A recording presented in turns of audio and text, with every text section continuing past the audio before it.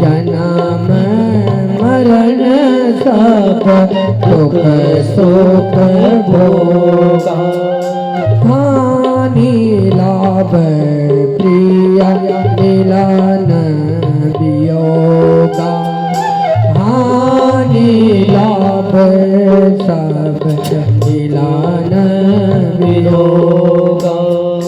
काल करम बस होई गोसाई, काल करम सस होई गोसाई, पर्वत राति दिवस की नाई, पर्वत राति दिवस की नाई।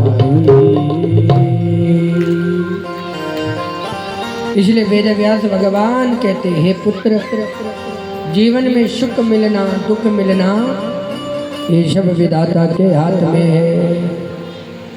जिन विश्वामित्र ने घोर तपस्या करी, मेनका पर मन आ गया, सारी तपस्या भंग हो गई।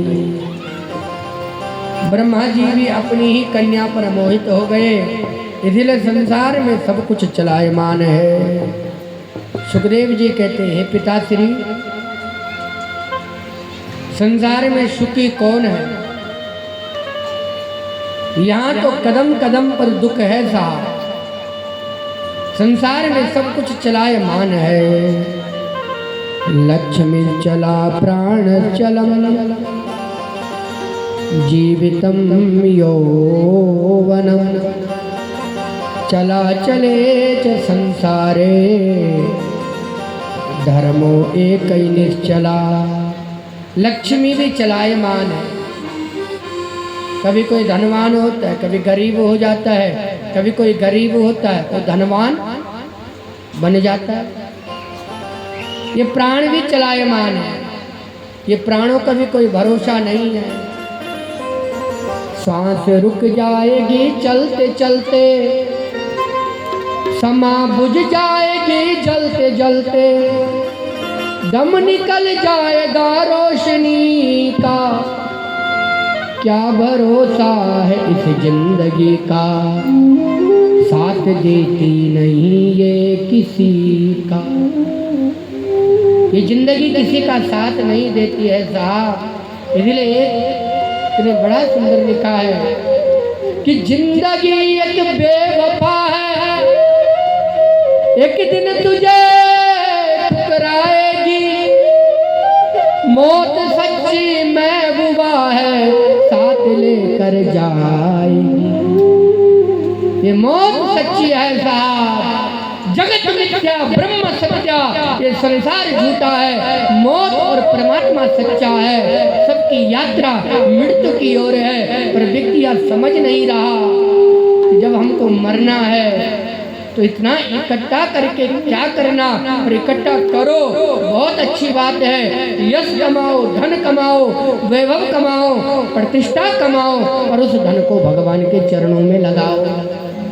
सत्कर्मों की पूंजी जीवन में इकट्ठा कर लो तो यह लोक सुखी परलोक सुखी, यह लोक भी सुखी हो जाएगा और परलोक भी सुखी हो जाएगा। इसलिए हे पिताश्री, जीवितम च यौवनम, बाल्यावस्था भी चलायमान, युवा अवस्था भी चलायमान, सारा संसार चलायमान है। इसलिए जन्म दुखम जरा दुखम, दुखम च मरणे तथा,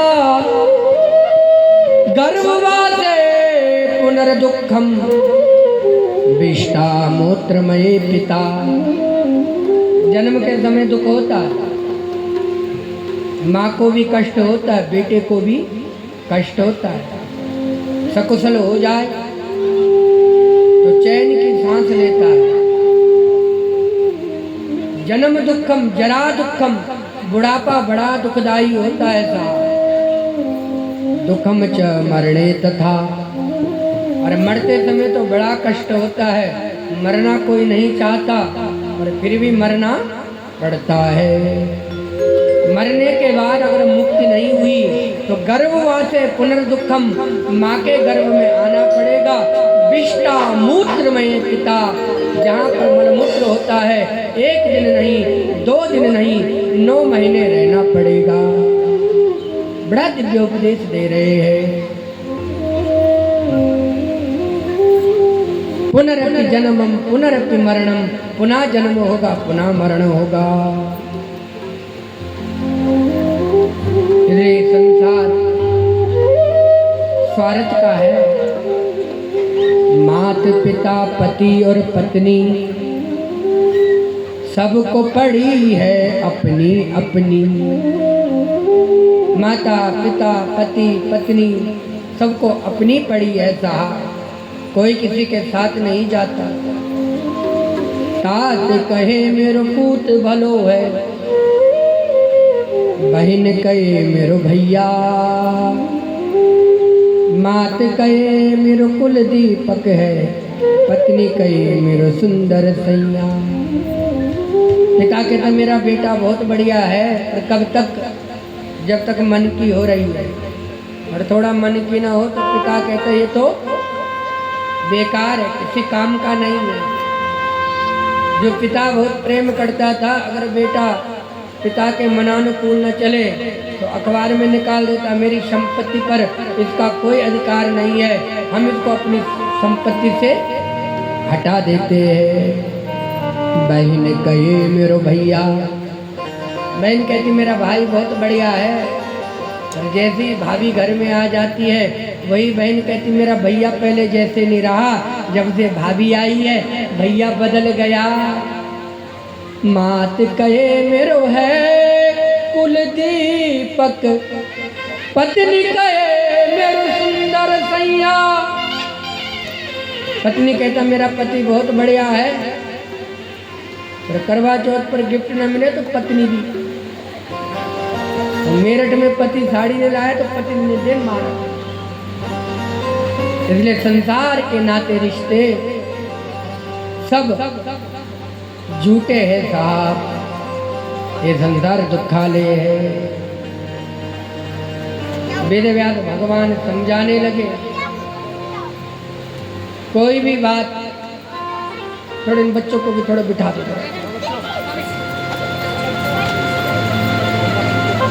समझ में नहीं आई।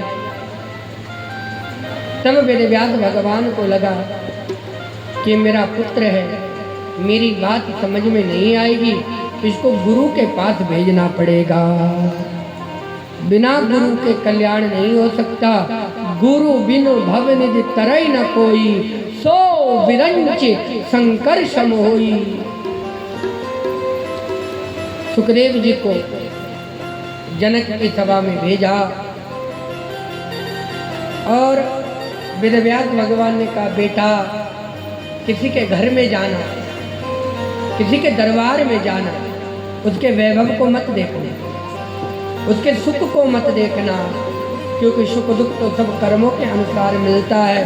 अगर देखना है तो ज्ञान को देखना। सुखदेव जी चल पड़े।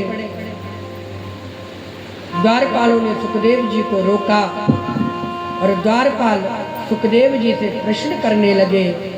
पहला प्रश्न किया, महाराज ये बताओ, किम सुखम द्विजम किम दुखम किम कार्यम शुभमिच्छता।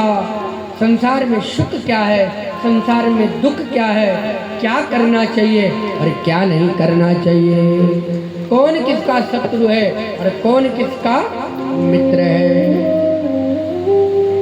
आप मुझे बताइए। तो सुखदेव कहते हैं कि संसार में न कोई किसी को दुख देता है और न कोई किसी को सुख देता है। भगवान राम जब वन को गए तो जब भगवान निषाद राज के पास गए तो परमात्मा पत्थर की सैया पर लेटे हुए, मखमल के गद्दे पर लेटने वाले, राजमहल में रहने वाले परमात्मा पत्थर की सैया पर लेटे हैं। अपने हाथ के तकिया बनाकर निषाद राज से देखा नहीं गया और कहा भगवान ने ऐसा कौन सा कर्म किया कि पत्थर की सैया मिली। तब लक्ष्मण ने उपदेश दिया, ताऊ न कोई सुख दुख कर दाता, सब निज कृत कर्म भोगी भ्राता। न कोई किसी को संसार में सुख देता है, न कोई किसी को दुख देता है। जीव अपने कर्मों को भोगने के लिए आता है और कर्म भोग होने के बाद चले जाता है। इसलिए हर घड़ी भगवान का चिंतन करो।